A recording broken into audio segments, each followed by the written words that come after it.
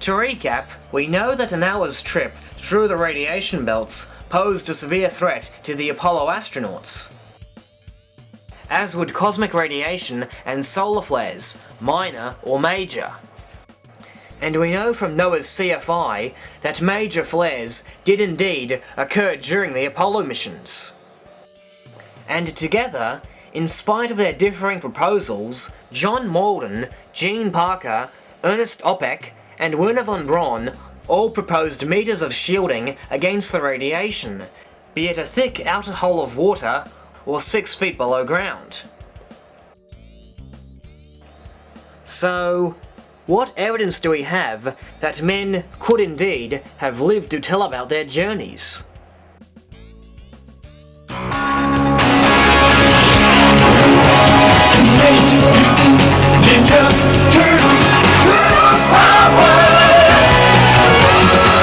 Oh, that's right, the Zond 5. On September 15th, 1968, 3 months before the historic Apollo 8 mission, the Soviet Union launched their Zond 5 spacecraft. It became the first unmanned spacecraft to circumnavigate the Moon and return safely to Earth. Aboard the spacecraft was a biological payload of 2 turtles, which survived the journey.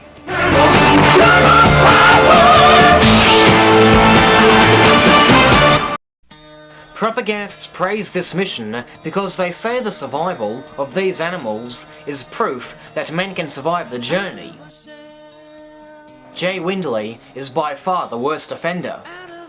In his review of A Funny Thing Happened on the Way to the Moon, Zond 5 flew turtles around the moon and back in 1968, returning the turtles alive and safe to Mother Russia, without 6 feet of lead.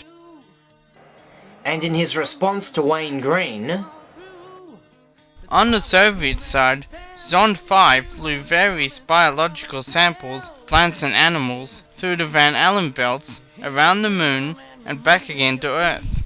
The samples were recovered alive and intact.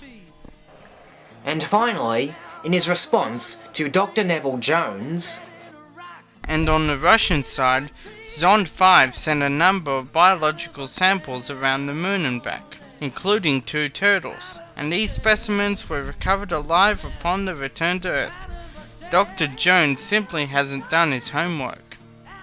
This is by far the most ironic statement on the entire Clavis website, because had Jay Windley done his homework, he would have known that the lethal dose for turtles is 15,000 rad, well in advance of the lethal dose for humans.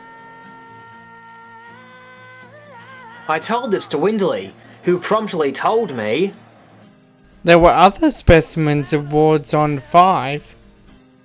Oh Jay, if you only spent more than 5 seconds researching this, you would have known that all the specimens aboard Zond 5 could take greater doses than humans. Wineflies and mealworms, plus 5,000 rad. Seeds and plants, depending on their species, anywhere between 2,000 rad and 15,000 rad. Bacteria, 100,000 rad. Getting your facts right before making bold claims, priceless. There are some things money can't buy. For everything else, there's MasterCard.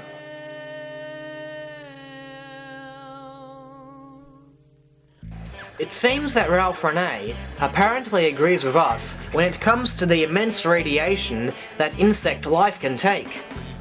On page 130 of his book, when discussing a rather questionable chart from NOAA, he writes, "Whoever wrote the chart below must believe that the poor and powerless are similar to cockroaches in their ability to harmlessly absorb huge amounts of radiation."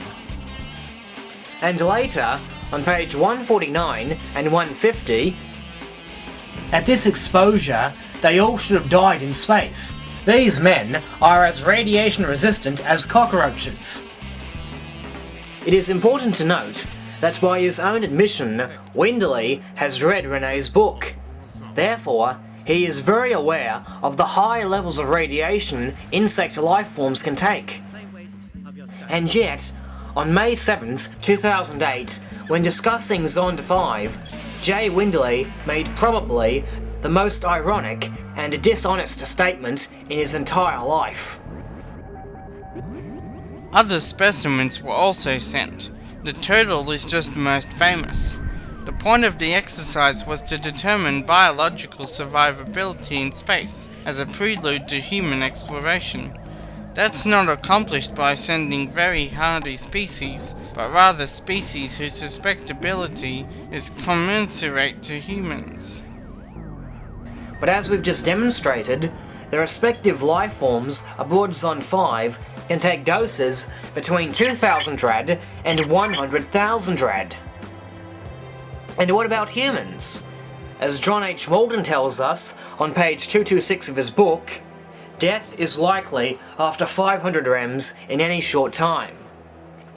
A human being's 500 rad death dose to a plant's 2,000 rad death dose does not even remotely constitute to being commensurate.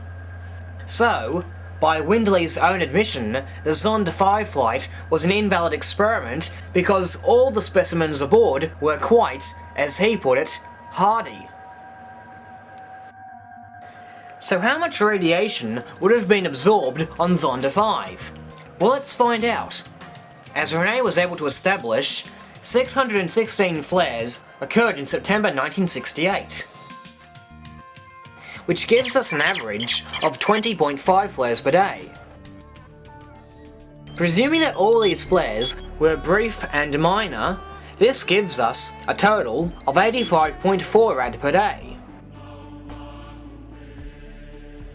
Zond 5 was launched on September 14th and recovered on September 21st,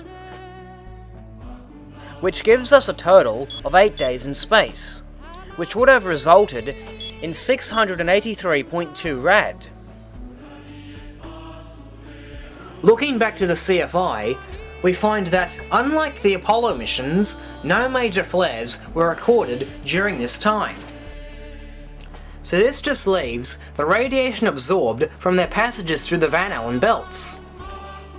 James Van Allen was able to establish that with a tiny lead shield, the radiation was still 100 rad per hour. According to Russia's E. Kovalev, with no shielding, the radiation could be anywhere from 11,666 rad per hour to 312.5 rad per hour. Giving the turtles the benefit of the doubt, I'll assume that the biological payload absorbed the latter of the Russian numbers. When you add up the two-way trip through the belts, this gives us a total Van Allen exposure of 625 rad. Add that to the dose they would have received from solar radiation, and we find a maximum dose of 1308.2 rad. 1308.2 rad would certainly have posed a danger to any humans aboard, and yet it is well below the lowest dose the Zond 5 specimens could take.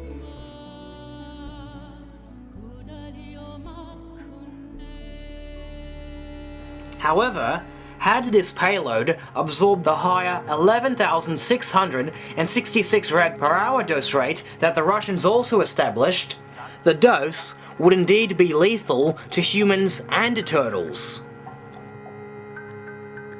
In any case, when Rene granted me an interview, the subject of the Zond 5 turtles was one I brought up. The turtles sent around the moon before Apollo 8 was apparently news to him. The first thing they did was send a Sputnik right over our head going, doodle-weasel, doodle-weasel, doodle-weasel, okay?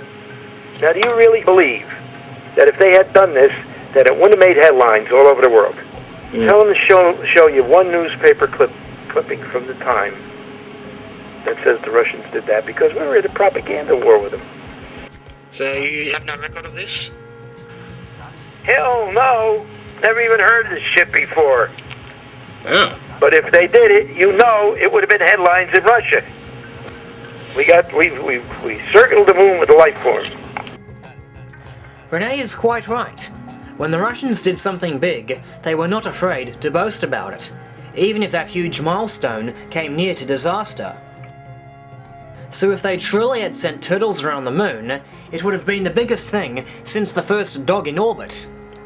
Shortly after this interview, I went straight to the library and browsed through several newspapers dating back to September 1968. The success of Zond 5 was indeed front-page material. However, absolutely none of the articles I came across mentioned a single word about turtles. In fact, none of the papers printed at the time said anything about any lifeforms aboard this capsule. As far as the papers were concerned, it was merely the first unmanned spacecraft to return from the moon.